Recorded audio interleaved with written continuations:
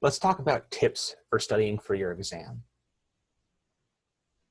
Before the test, let's think about the week leading up to it. Take 3 minutes to think about how you prepare for exams. Use these questions to help guide your thinking, and feel free to pause the video to think about this.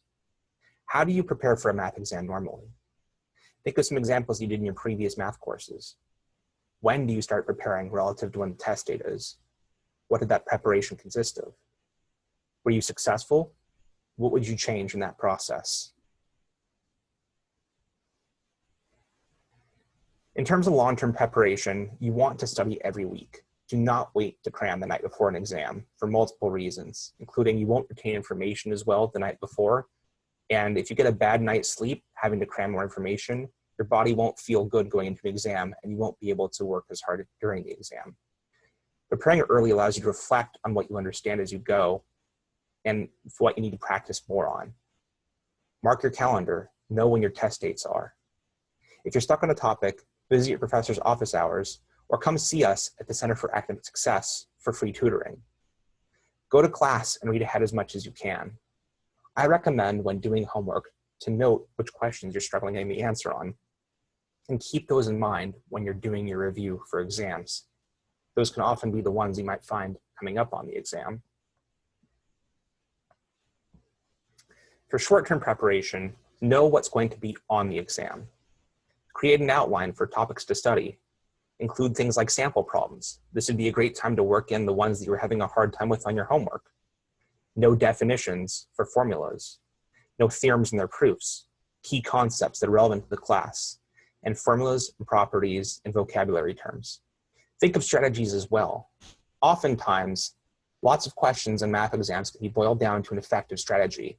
So that way, when you go into it and you see things you might not have expected, you can rely on the strategy to get you through. Take good notes on what you need to practice more of and use this and use the resources we have at Pierce to get the help you need to solve these problems. Come get the free tutoring from us at the CAS on a walk-in basis. In this case, we'll be online. Again, look for more information soon once your class starts. Get help from your instructor in office hours. Try to form a study group and use the resources available to you. Open your textbook and read through the section again. Check online with a lot of YouTube videos and online resources to provide help for you. Oftentimes, all it takes is hearing the lecture from a slightly different phrasing to help the lesson click with you.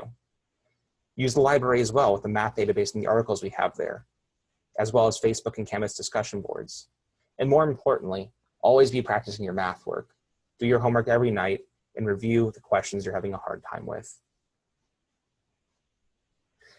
Use a study guide and a sample test if your instructor provides them. This often gives you a good idea of what the test format will look like when you go into it. The night before and the morning of, you want to get a good night's sleep. You want to avoid cramming for an exam getting all-nighters. It's much better to go into an exam with a full night's sleep than to spend the entire night cramming on information that you're not certain on. Before the exam, make sure you eat a healthy and light breakfast. I like to eat something a little bit carby, maybe some oatmeal or a Cliff Bar before I go into an exam, so I can have some good energy to take me to the exam without upsetting my stomach. And most importantly, before you go into an exam, remain calm. Remember that inner voice and try to make it one that keeps you calm and focused.